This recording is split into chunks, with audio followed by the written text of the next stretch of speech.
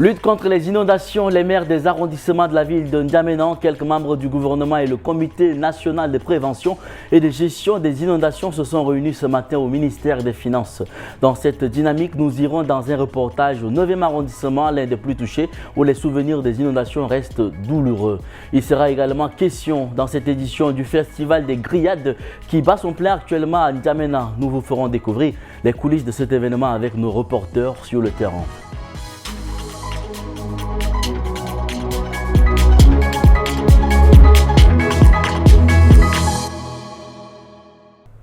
Mesdames et messieurs, bonsoir et bienvenue sur Tchad Info TV. Dans le but de prévenir les prochaines inondations, les membres du gouvernement, les maires des 10 arrondissements de N'Djamena ainsi que le comité national de prévention et de gestion des inondations ont tenu une réunion ce mercredi 9 avril 2025.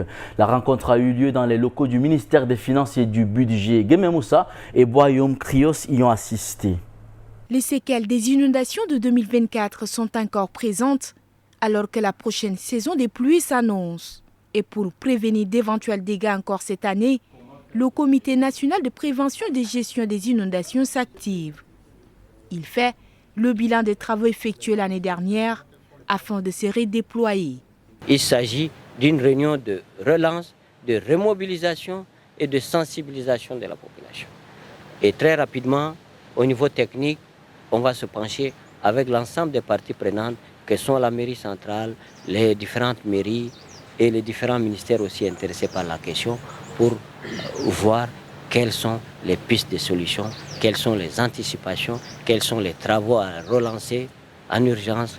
Les inondations de 2024 ont fait près de 600 victimes et affecté environ 2 millions de personnes.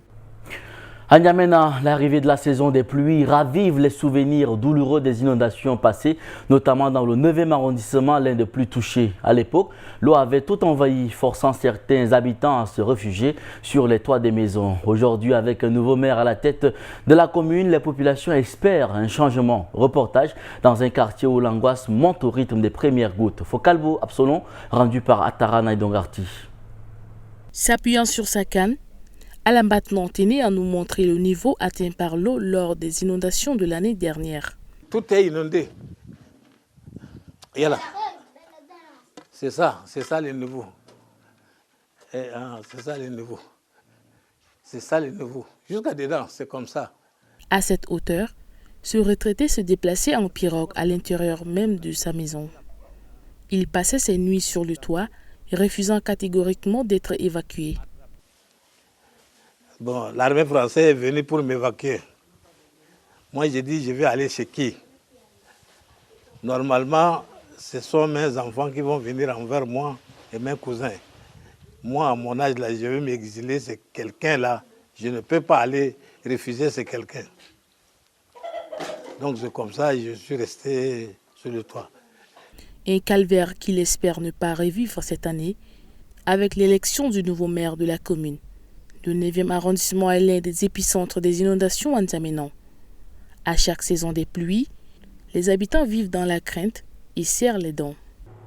Les présidents provinciaux se sont réunis ce mercredi 9 avril 2025 à N'Djamena pour poser les bases de leur future association. Au menu, l'examen des textes fondamentaux et du règlement intérieur pour mieux structurer leurs actions. Reportage de Maxime Solmengar et Maditol Israël rendu par la voix de Mbaïla Emmanuel. C'est une première au Tchad. Les présidents des comités provinciaux se retrouvent pour structurer une association nationale. Une initiative qui vise à renforcer leur coordination et à clarifier leur rôle dans le paysage administratif. Aussi, il est important de se retrouver pour mettre un cadre de concertation en place, donc pour essayer de faire en sorte de suivre un peu le pas aussi comme vous le savez, il y a une association de communes du Tchad.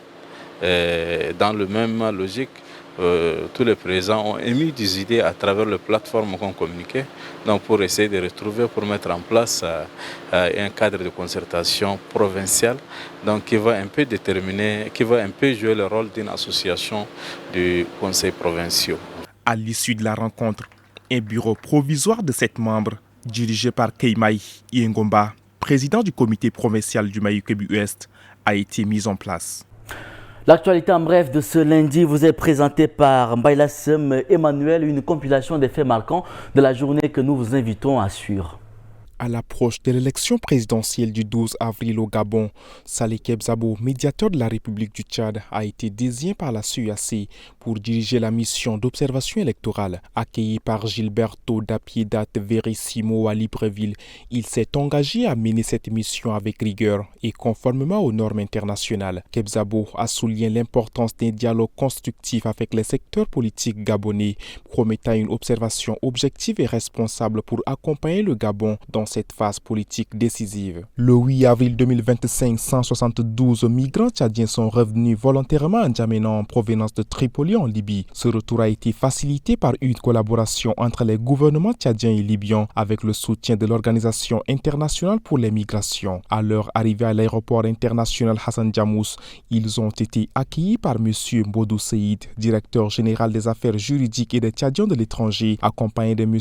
Pascal Reitzien, chef de mission de l'OIM au Tchad. Depuis 2023, plus de 4000 Tchadiens ont bénéficié de ce programme, témoin de l'engagement du ministère des Affaires étrangères à protéger ses citoyens. L'OIM joue un rôle clé en offrant une assistance pour la réinsertion socio-économique des migrants rentrés librement au pays. Les femmes jouent un rôle essentiel dans la prévention des conflits et la défense des droits humains, en particulier en matière d'égalité des sexes. Lors d'une récente rencontre avec des femmes tchadiennes issues de diverses organisations telles que CELIAF et AFJT, il a été souligné leur engagement pour la protection des femmes vulnérables et la promotion de la parité dans les processus décisionnels. Leur participation est cruciale pour garantir une représentation équitable et pour instaurer des changements significatifs au sein de leur communauté, contribuant ainsi à un avenir où l'égalité des sexes et le respect des droits humains sont pleinement réalisés. Le mercredi 9 avril 2025, le ministre de la Jeunesse et des Sports, Maïdé Hamid Loni, a eu une réunion cordiale et empreinte de compréhension avec l'exécutif de la Fédération tchadienne de football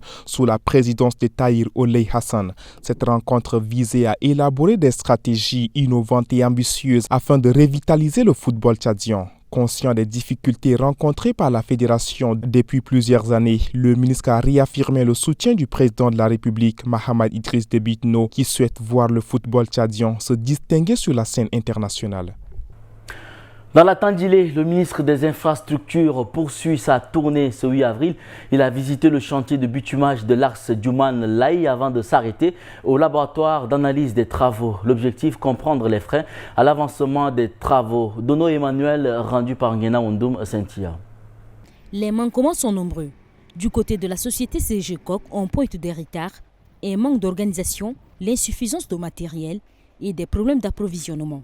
Face à cette situation, le ministre des Infrastructures, Amin Idriss Kourda, formule des recommandations fermes. Réorganiser le chantier, renforcer le matériel, respecter un nouveau planning, livrer 15 km de route avant l'hivernage. Et un ultimatum de 21 jours est donné sous peine de sanction. Le bureau de contrôle Labojec n'échappe pas aux critiques. Le ministre déplore un manque de rigueur et d'absence de rapport dans les délais. Là aussi, une lettre formelle exige des mesures correctif sous 21 jours. Suite aux malheureux événements ayant coûté la vie à 5 élèves et blessé plus de 40 autres à l'école officielle EGTH de Pala, l'inquiétude grandit. C'est aussi le cas à l'école officielle de Béraba, située dans le 4e arrondissement de la commune de Doba. Un reportage effectué ce 9 avril 2025 met en lumière l'émotion sur place. Reportage de notre correspondant Tolobé Dieudonné, rendu par Alatarm Ghislaine. À première vue, le constat est visiblement amer. Les élèves et enseignants travaillent dans des conditions difficiles. Surtout, à l'approche de la saison pluvieuse, les inquiétudes se lisent sur les visages. L'administration est sous pression. J'ai peur qu'un de ces 4 matins, ce qui est arrivé à nos élèves de Pala, ça risque d'arriver à nous aussi. Et vraiment, c'est lamentable. Donc, vous-même, vous avez vu ça là. Ça ne va pas du tout. Du CP1 jusqu'à CM1. Ça va passer. Une classe qui est mieux, seulement la classe de CM2 qui est conçue par le 5% qui est mieux. Le reste, là, ça va pas. Vous voyez comment les murs, là. Et les enfants sont là comme ça. On a soudé avec les tôles, avec les sécos. Comme ça, vous avez vu. Mais ce qui est arrivé à nos collègues, on ne souhaite pas, mais j'ai peur qu'un jour, ça risque de nous arriver aussi. Dans cette école, les toitures sont fragilisées par les vents violents.